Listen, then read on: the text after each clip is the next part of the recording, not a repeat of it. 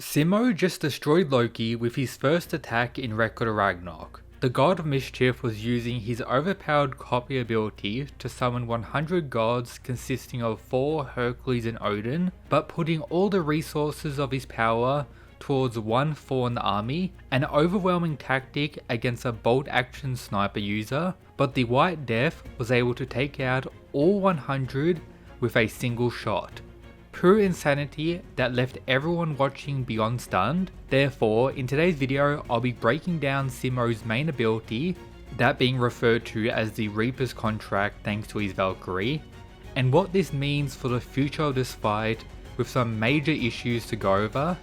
Alongside that, much more revealed about both fighters, what's potentially going to happen next with Simo about to unleash another attack, and the whole Valkyrie system connecting to the likes of Buddha that I need to break down for those of you who are confused. Therefore, to begin, upon Simo instantly destroying all the summons, Loki has started to realize the danger in this fight, understanding the power wielded by the warrior Brunhilde selected to defeat him. As we learnt previously, Simo is the only one capable of doing so based on this claim, and in the most recent chapter is claimed by Brunhilde as the only one capable of unleashing an attack like this. Something that was so wild, Zeus came to the conclusion that Brunhilde planned some type of trick, and the likes of Buddha has a whole monologue going over what Simo could potentially be doing here, and why Brunhilde may have done something, so let's have a look. So after seeing Simo's attack, which technically was a single bullet making its way throughout the arena, but due to its evolution through the power of the Valkyrie I'll go over soon, it was able to transform into pretty much a scatter shot or akin to a shotgun round where it was able to hit all 100 of the summons with insane power. So much so that even the one amplified by Loki much more than all others was destroyed in an instant. Something far more impressive when you consider what these summons actually are, an aspect I'll be breaking down later in today's video when I go over Loki's ability and what some of the gods watching actually said about this. But after Buddha saw what happened, he pulled up to Brunhilde to pretty much glaze Simo for, of course, obvious reasons, stating that sniper boy, he's a terrifying fella, wouldn't you agree? Revealing to us that Buddha did in fact teach Brunhilde and the Valkyries the shared destiny, an ability unique to him, and it's pretty much the same thing the Valkyries are doing to perform the volume with humanity. This stems from Buddha's ability that he pretty much showed Brunhilde and others how to do it, connecting to Buddha's involvement in all Record of Ragnarok. A future video I'll be breaking down shortly why Buddha may potentially be the most important character with this factor to consider, but this was revealed all the way back during his conversation with Loki, which does make this occurrence in Loki fighting right now pretty interesting as well. But Buddha goes over how there's some issues with how Simo was able to do this, claiming that even if a Valkyrie becomes a gun through the volume, or even if they share their souls with a human through shared destiny, what would really work against the god is the human's body or the gun itself, depending on which path they take. Is the gun the volume, or is shared destiny being used for Simo's entire body? Bringing out the possibility that Brunhilde may have created special bullets for him to fire, but that is not the case by any means. Zeus, Buddha, everyone else was completely wrong. This is all Simo's doing. Bringing us to Brunhilde, who says that's the price to pay. Among all of humanity, no, even if we were to include every single god, I believe that Simo is the only one who can fire those bullets, revealing to us what he did to actually get this bullet. So the volume seems to be the body of Simo himself, but what he's doing is sacrificing his organs, transforming those into a bullet, a super overpowered one as we got to see, and unleashing it, referred to as the Reaper's Contract with his Valkyrie, requiring insane pain and damage to himself to unleash a single crazy attack. Something that we directly saw the second he unleashed it. He's already coughing up blood. as he sacrificed a kidney to unleash the first attack.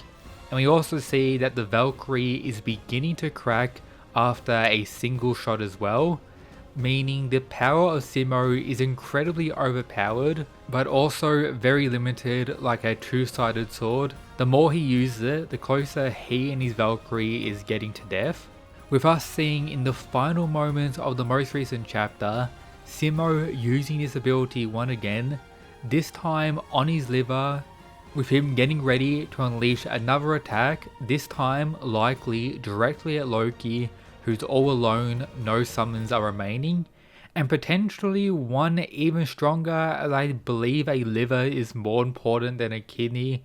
Whether or not this will be a factor is still unknown, but that could and probably is a possibility, all things considered. On top of that, no one watching the fight, including Loki, knows where Simo has gone. Bro is aura farming in the tree right now, doing major damage to himself, but I wonder how Loki is going to deal with the next attack. Additionally, we've already got some pretty cool insight about Simo's character, not from him as he hasn't spoken pretty much at all since his introduction, only a few lines here and there. But Brynhilde reveals to Buddha that he became a war hero due to killing all the enemies, the Soviet Union, etc. But for him to do that, for him to protect his fatherland, resulted in an unbearable pain. Simo never wanted to do this, he was more so forced to. And the only way for him to bear this pain when shooting down others is to pretty much sacrifice a body part, his atonement, his salvation to be capable of doing so.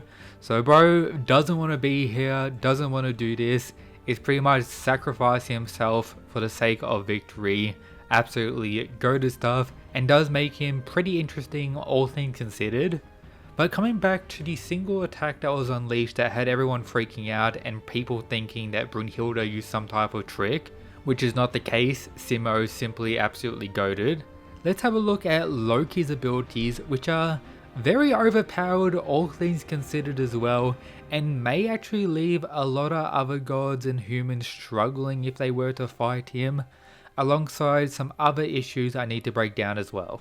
So based on the power wielded by his initial summons, all those watching come to the conclusion that these pretty much can't be illusions, as we see the summoned Thor and the summoned Hercules unleashing very powerful attacks at each stage, destroying the forest that they're currently located in, and Loki wielding enough confidence that after summoning all 100 members of his army, he begins to break down his entire ability. When using his divine weapon, the Ring of Gesture, it may be an infinite amount, but his ability works like this.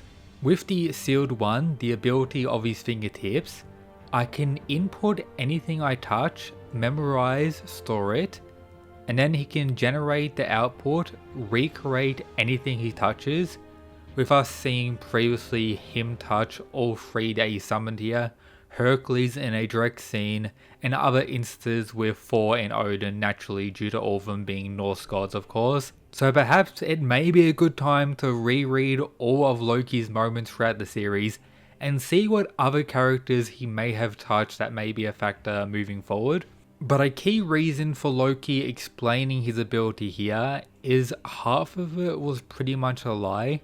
His main game plan going into this was unleashing all 100 of these summons here, but dedicating the majority of his power in a single one, this 4 as he outlines here, while all the others are summons, and we do have the likes of Ares, Hermes and Zeus question whether a regular human sniper would be capable of taking out even one of the lesser summons, let alone the overpowered, amped up one by the likes of Loki. But as we saw, Simo's single attack was able to take out all of them with no problem at all. But the major overpowered factor about Loki's ability here for what we learn is that he calls his ability the power to copy anything in creation. This likely refers to weapons as well, as we've previously seen him pull out a weapon from the black mist in his hands as well. So the extent of this could be pretty extreme and does bring up the possibility of Loki really doing anything in this fight, multiple other divine weapons coming from this ability, multiple other gods, creatures, and maybe other ways to trap his opponent, highlighting why he's insanely confident even in an arena that should favor his opponent. But with all this considered as well, Loki, after getting shit on by Simo here, is absolutely enraged and does come to the conclusion that he is in quite a high level of danger, which does beg the question of what he's going to do after Simo unleashes his next attack, one he's already prepared for. And with that as well, Loki being able to summon anything from what we know, we see Simo in the final panel have a pouch, meaning he could have other weapons in there as well. The most obvious one from real world history is the submachine gun he used as well. That could be in there, or maybe some other stuff. Wanted to mention that as a possibility. The dog we didn't get to see this chapter, so it may not have a role, but I'm glad we got the main ability of both fighters fully explored. But when it comes to Loki, there's probably much more, and I'm guessing for Simo as well. So all things considered, this was a pretty wild and entertaining start of the fight.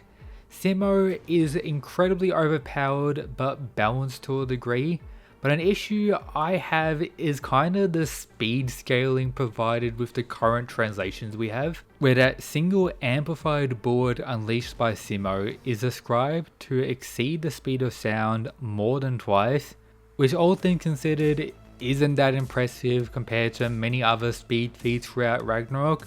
But looking at the wording itself, it's just like a base limit.